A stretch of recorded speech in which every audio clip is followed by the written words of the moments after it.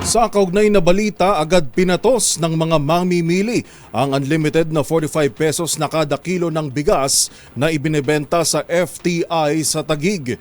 Pero kasabay nito, tila nagulang ang ilang consumer na nakabili umano ng 29 pesos na kada kilo sa halagang 50 pesos. Narito ang ulat ni Giselle Ricafort.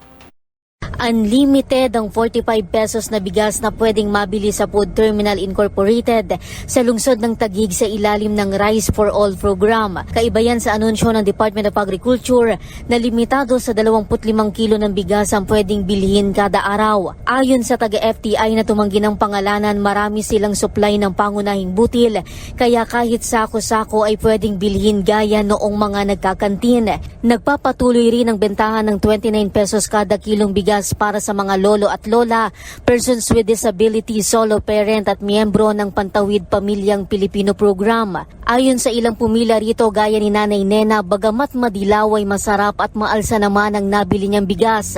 Nadadaan naman daw ito sa 4 na beses na hugas. Ang inaano ko, yung iba, siyempre, arte, ayaw. 29 daw. Sabi ko, sinubukan ko na kapon, masarap. Ugasan mo lang ng 4. Sabi niya, bakit may dilaw-dilaw?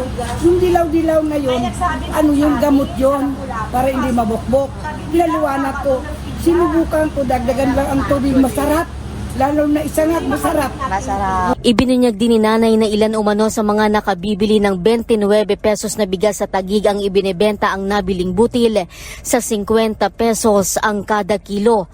Kakilala na bumibili ng 29. Na bumibili ng maraming 29, kapila-pila, siyempre, isa-isa.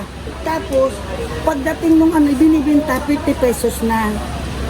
Nalaman lang nila yung hindi pa nakakaalam noon, nalaman na nila, sinabi ko, hindi yan pumila kayo dahil hindi yan 50 pesos, binibenta yan. Para sa MBC TV Network News, Giselle Ricafort para sa DZRH, una sa Pilipinas, una sa Pilipino.